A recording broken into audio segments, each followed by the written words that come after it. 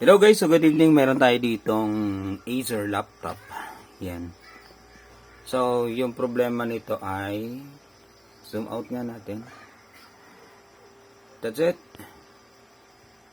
Ayun. So, power mode, plug-in, battery performance, battery life. So, wala na. No battery present. So, yan. No battery present. Yan. Ibig sabihin, sira na yung battery. Ano ba yung gagawin natin sa ganito? Shutdown. And buksan natin yung unit. Let's check the battery.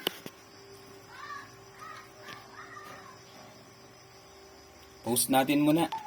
Alright guys, ayan. So, natanggal natin yung mga ano. So, yung model nito ay, kita ba? Hindi, malabo eh. Malabo talaga. Malabo. So, this is Acer Aspire ES475 series with model number N16Q1. Alright.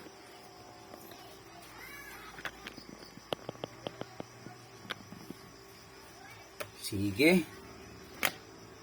So yan, naka SSID na siya.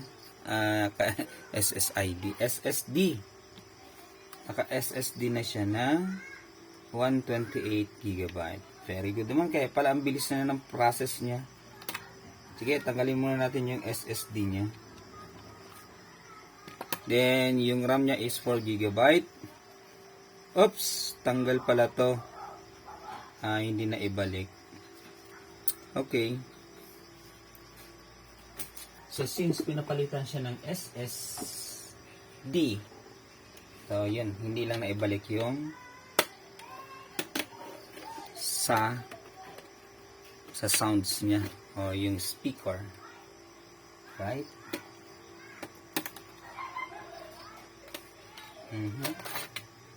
Meron pa palang tatanggalin. Ito pa pala.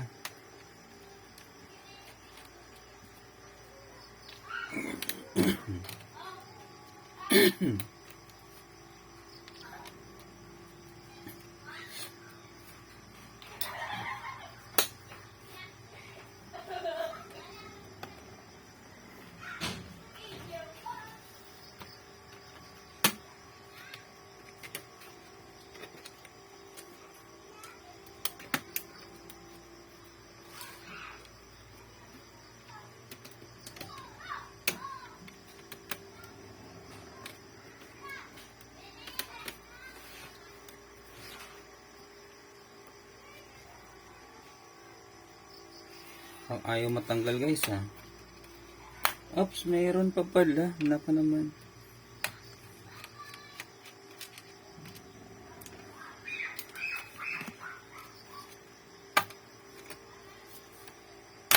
Oh. Naka. Basag. Okay. So ito kasi, ito yung ano niya oh. Hindi na kasi tawag natin dyan. Ito oh. Yung isa niya, kulang-kulang na yung ano, yung mga tornilyo na naman. Ito kasi, yun oh, kung manonotice natin, ito, hindi na siya ano, kasi wala na, basag na. Kaya hindi na siya matanggal kanina. Ngayon, tanggalin natin, try natin tanggalin.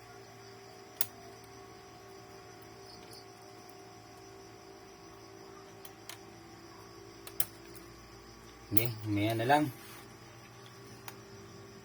Maya na lang guys. Ito, focus muna tayo dito. So, yung battery niya ay ayusin na lang natin yan mamaya. 14.6 volts ang rating niya. And 16 volts, 16.6 volts yung input. Tingnan nga natin.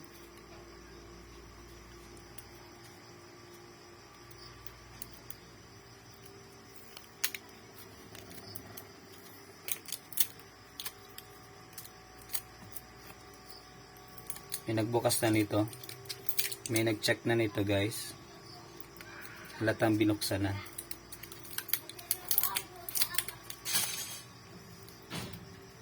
So siguro they try to fix.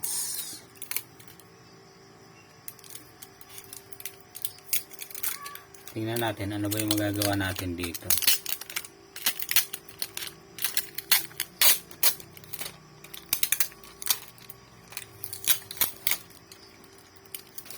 Okay.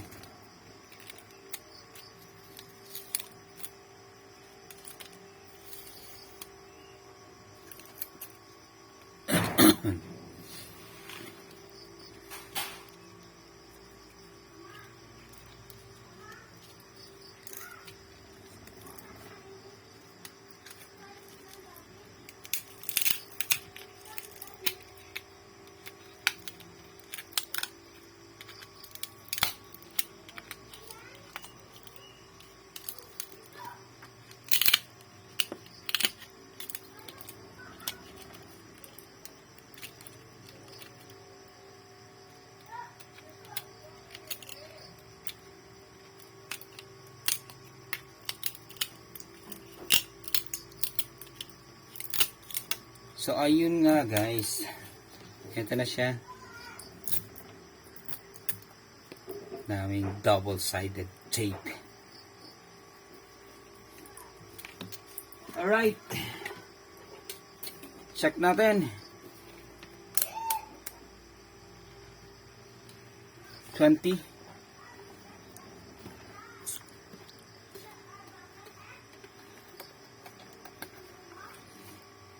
Sige nga, the entire, check natin. So we have 12.67.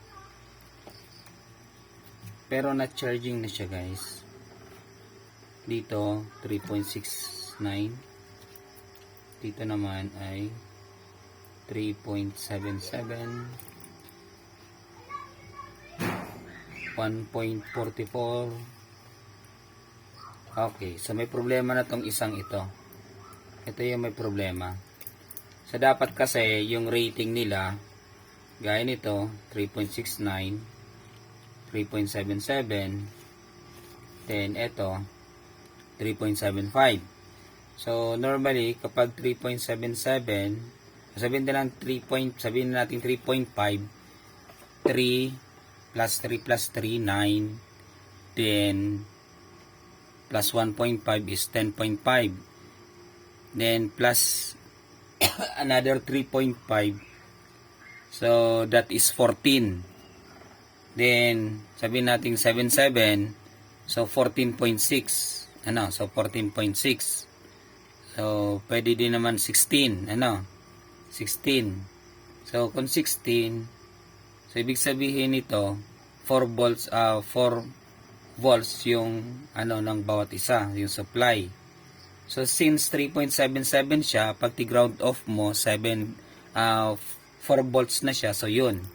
So ibig sabihin, may isa dito, etong isang ito is damaged na. Yan, 1.44 volts. Kita ba? Yan. So 1.44 volts. So, try natin na palitan to. Then, tingnan natin kung mag-charge. Ayan. So, nangyayari kasi yan. Kumbaga, ito kasi, tawag ba natin dyan?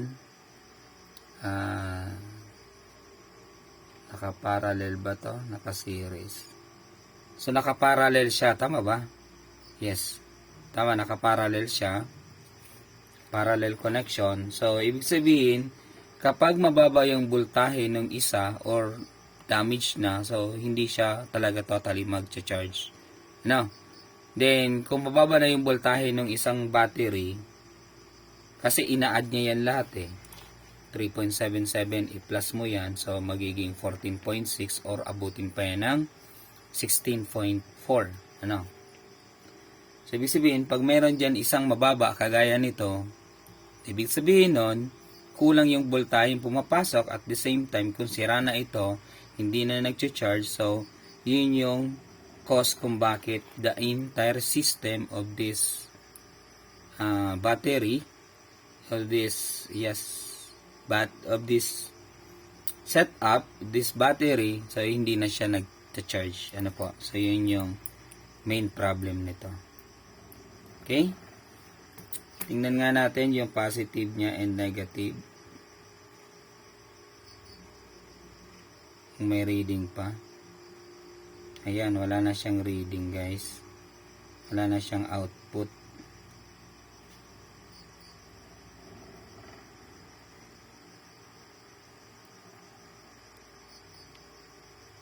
Tingnan natin sa output ng battery.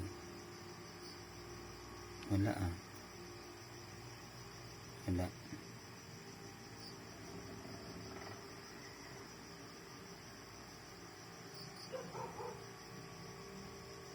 Wala na siyang output.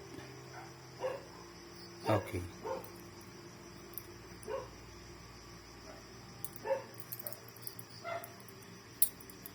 So, paano ba siya palitan? Medyo mahirap to. Pero try natin, ha? Pero try natin. Connected dito.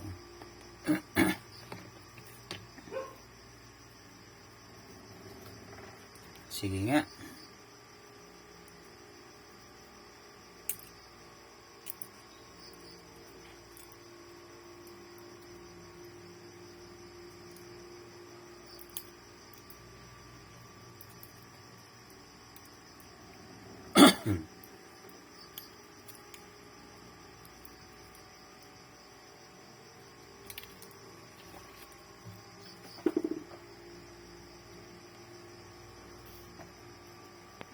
Oops, akala ko nagpi-play yung ating video.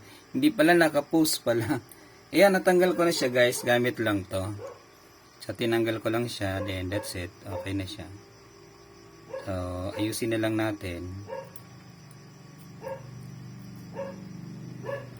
Ayan. Kabit na lang natin siya.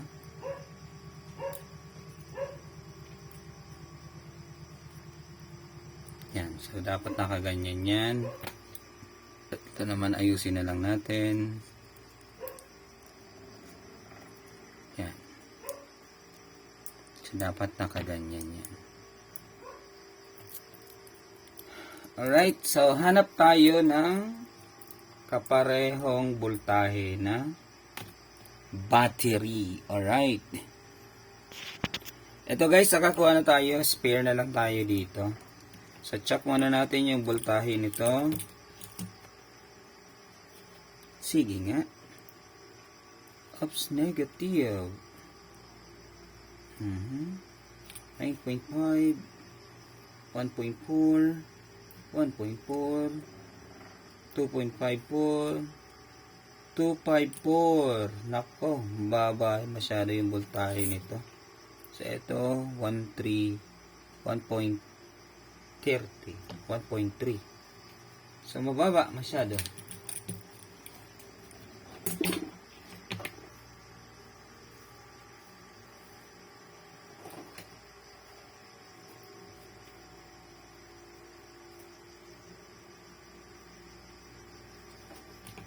Check tayo dito. This is, oops. Wala na. Wala na, mga sira na to, guys. Sige, hanap muna tayo. Yan, dahil pa pala natin battery dito. Sige nga. Ito nga. Let's try this. So, they are the same. Ah, hindi. Magkaiba.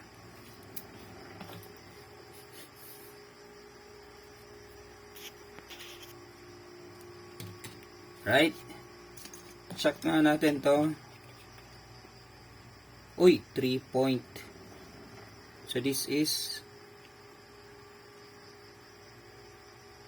oops, 3.51. 3.51.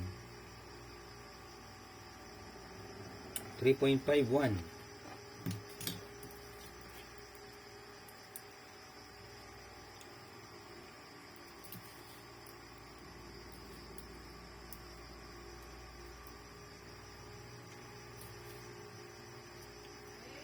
Wala na, sira na to ah.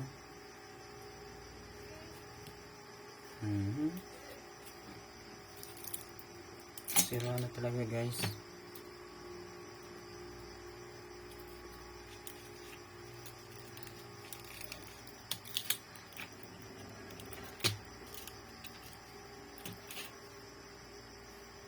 $3.72. Alright. 3.99.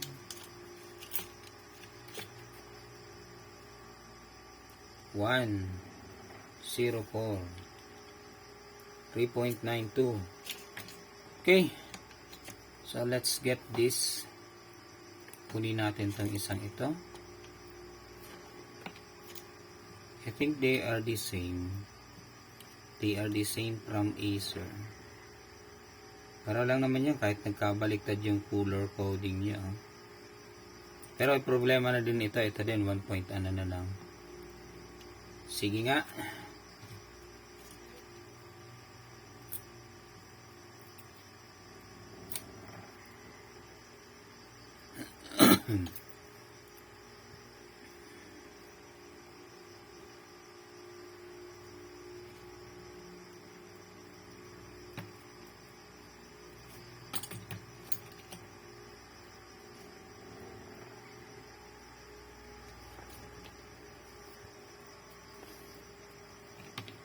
Let's go here.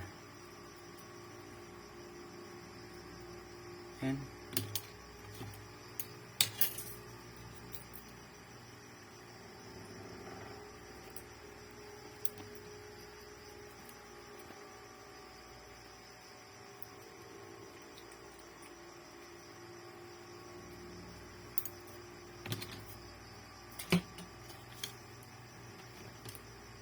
right. Let's see. 3.92. So this is for positive, this is for negative. So yung gagawin natin, sasabit na lang natin to dito. Sabit. Yan. Ito ganyan. Then sabit.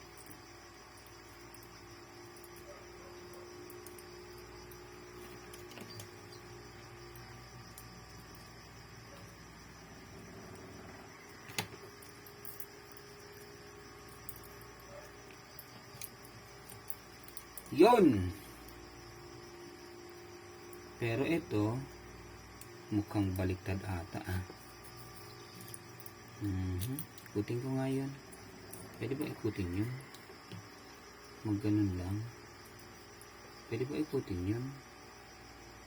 Para hindi pwede ikutin. Ito na lang.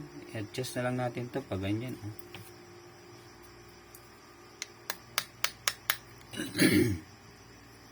Para pareho na sila. Right, so yan. Cool.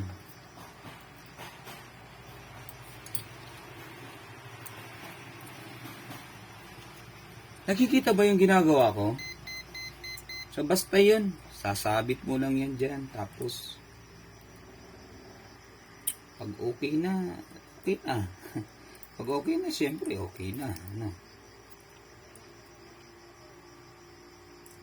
Ayun. Ayun nga guys, oh, di ba? Dali lang gawin, oh.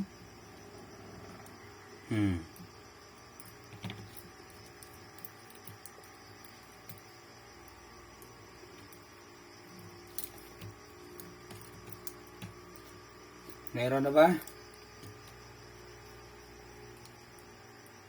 15.14. Alright. Alright, diba? Alright. Ah, diba? Alright. 15.14.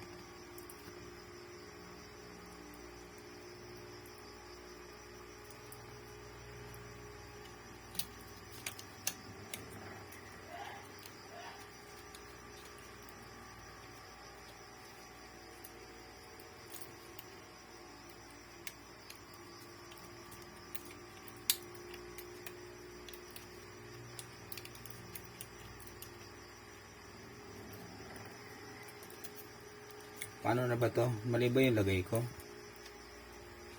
Ah, Sorry na. Di pala to. Alright. Sabi na kasi. Mali talaga. Sabi na eh. Mali talaga yung lalagyan natin eh.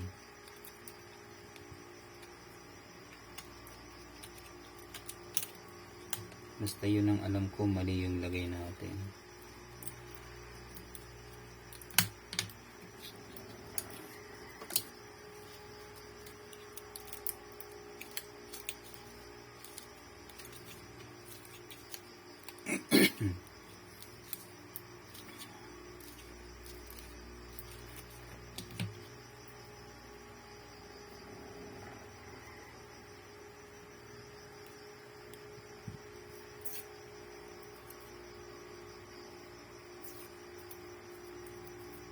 Inga.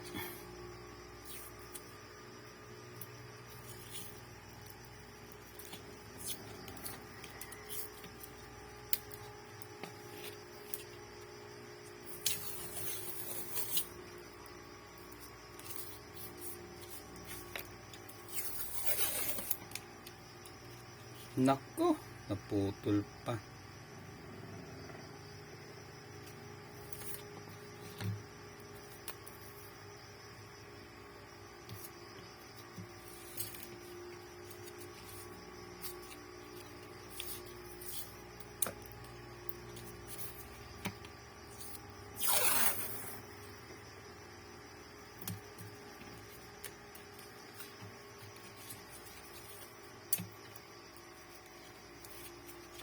Alright.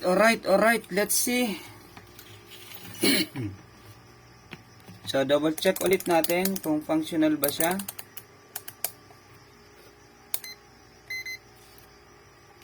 Let's see.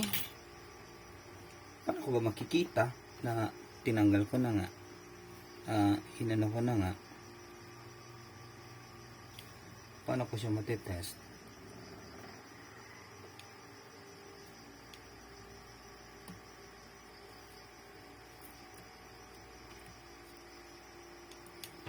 Ayun, natest na natin kanina. Ba't uulitin ko pa? Ang tamad na technician to. Kala mo sigurado yung tama talaga yung ginagawa eh. Tsamba-tsamba lang pala. Nako, ang tamad na technician talaga to. Sorry na guys. Zoe na. Right, so mamaya na natin yan ayusin lahat.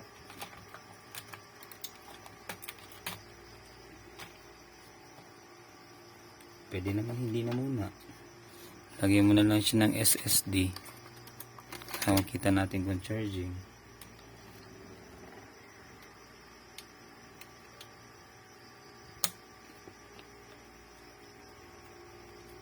Open natin. And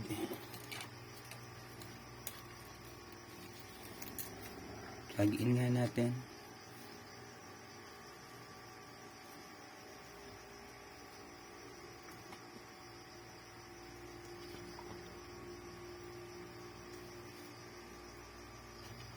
Power on.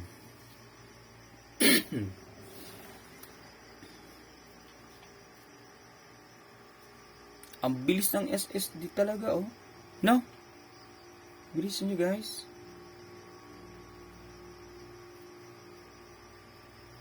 Welcome, administrator. And charging na guys. Alright. Diba ang galing na tsambahan natin oh. Galing ka talaga magtsamba ah. Ayun oh, charging na siya guys oh. Kita ba? Ayun oh, kita ba, di ba? Charging. Alright, natsambahan natin. Ayan, i-full charge lang natin yan. Then after that, okay na yan. Let's see. Let's see.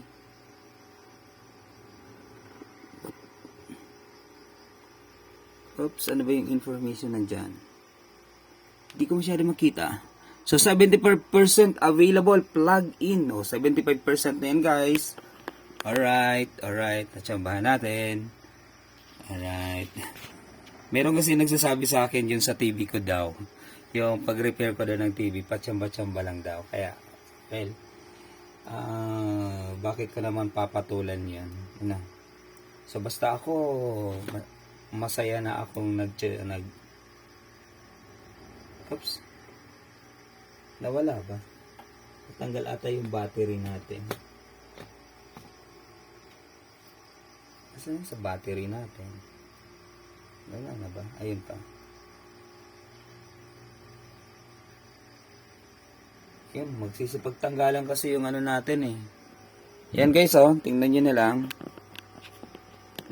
75% to full. Wait lang.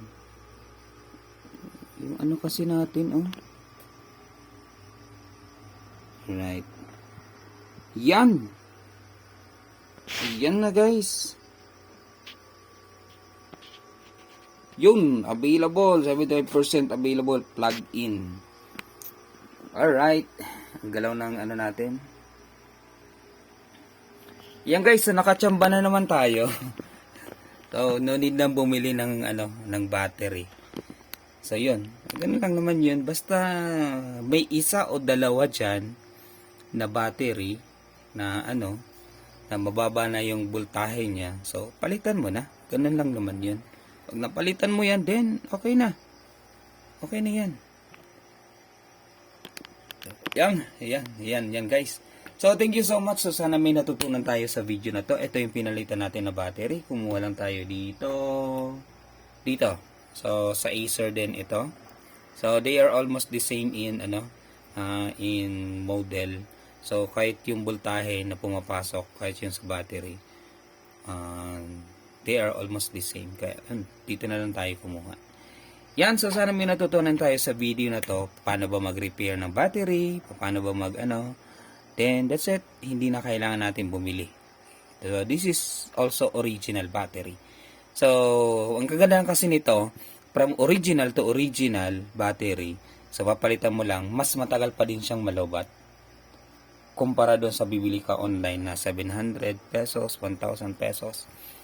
2 to 3 hours to 4 hours yung usage niya. Pero ang pinaka-maximum talaga niyan, nasa 2 hours na lang. So, ito, try natin. Yan. So, thank you so much. This is always your Kotek Alerta Marino. Peace out, guys. Thank you.